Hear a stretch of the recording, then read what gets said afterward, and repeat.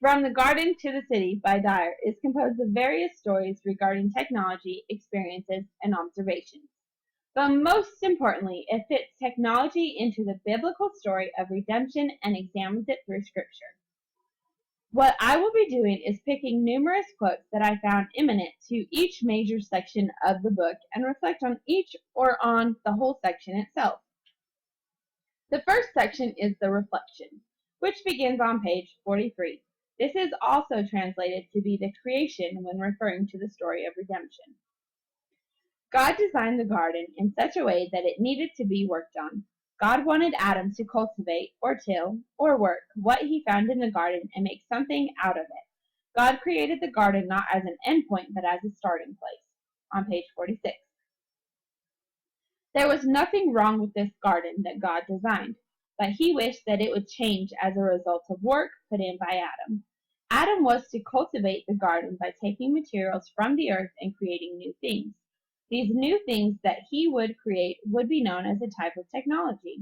This technology would not be something natural, but it would be approved by God, for he did not want Adam to be content in this garden as it was. This garden was a starting point.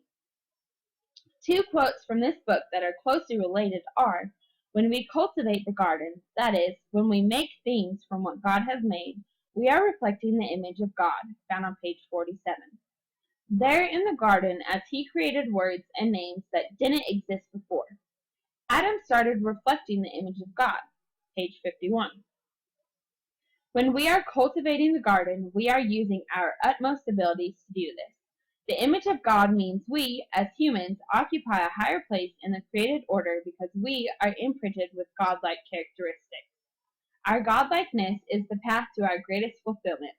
We will feel the greatest pleasure and wholeness when who God made us to be is fully developed and expressed. When we are reflecting the image of God, we are exercising these characteristics of godlikeness, and we can do just that by investing in technology. This is not to the point where we are distracted or forgetful of God, but so we can use the abilities that he blessed us with for the betterment of the world. In summary, we found that our ability to make technology is a reflection of our Creator.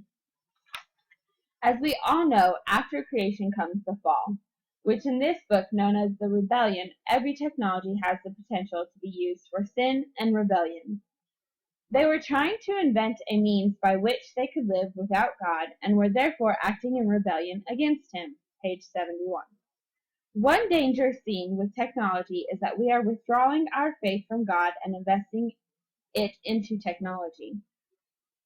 It is seen that this world of technology can draw us in too deep and cause us to leave the world where a loving and open relationship with God is kept. Instead, that relationship is taken over by a world whose outcome is taking us away from God.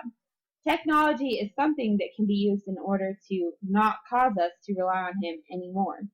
This is exactly what happened to Adam and Eve. When they became aware of their nakedness, they felt the need to cover themselves. What did they turn to? Technology, because they made clothes out of leaves, something that was not used before for this purpose, yet still worked to their benefit. This was their attempt to hide their sinfulness from God, which in turn separated them more from him. In some sense, all of our technology can be understood as an attempt to overcome the effects of the fall. Each of these inventions brings us incredible benefits, and collectively they work to reduce the suffering that we experience from the curses of the fall. Finally, God was saying that while technology can temporarily ease some of our pain, we must not be so foolish as to make it our ultimate source of hope. Page 73. Some of the examples being referred to are shovels and farming tools that help us work the unruly land, epidurals to help ease the pain of childbearing. Also, air conditioners and heating systems to overcome the weather, light bulbs to envelope the darkness surrounding us, search engines to overcome our lack of wisdom. Each of these things benefits us, yet they never truly solve the deeper problem of sin that came with the fall. Just as pain is temporary, so is technology. We must not be foolish to overuse it and in turn allow it to use us, because when we do such a thing, we lose sight of which we truly should hold our faith with, God. Not only can these tools be used for rebellion, they can also be used for redemptive purposes, serving the embodied life of Christ in the believer and temporarily overcoming the effects of the fall. Sometimes God uses the tendencies and value systems inherent in technology to move along his redemptive purposes. Page 100. An example that was used in this section was a beeper. The church's pastor, Pastor Andy, was diagnosed with stage 4 cancer. Every member of the church was instructed to call in every time they petitioned God on Andy's behalf.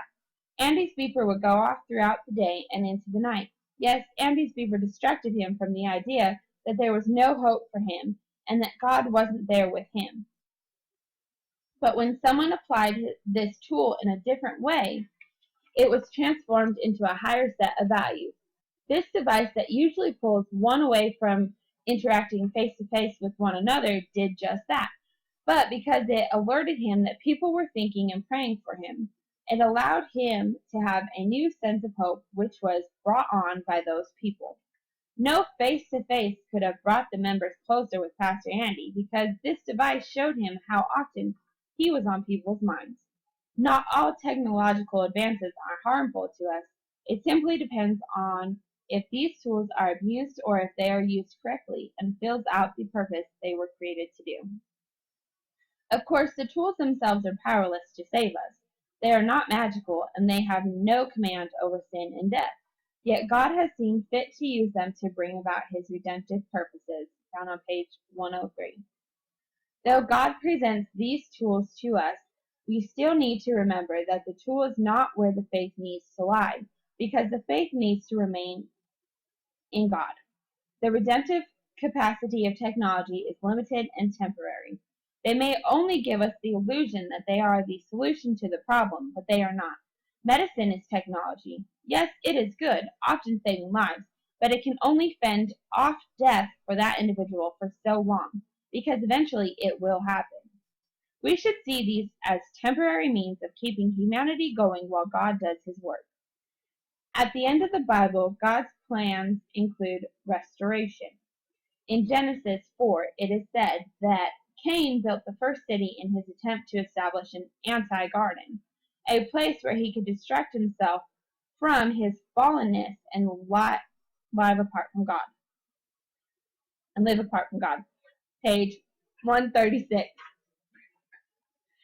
God made a promise to the people of Jerusalem to restore their city, not because it was a good or worthy city, but as a symbol of God's redemptive work in which he transforms unworthy things into holy things. On page 137. Because of Cain's initial reason for creating a city, it was seen as an attempt to make the opposite of the garden, a place where there were distractions to the point of distracting one from God. God can transform unworthy things into holy things, as the quotes say, and choose to do this for the people of Jerusalem. Even though they might not have directly built a city for the same reasons Cain did, but it still had the same effect. His plan is to restore human creations so that they too will be untainted by sin.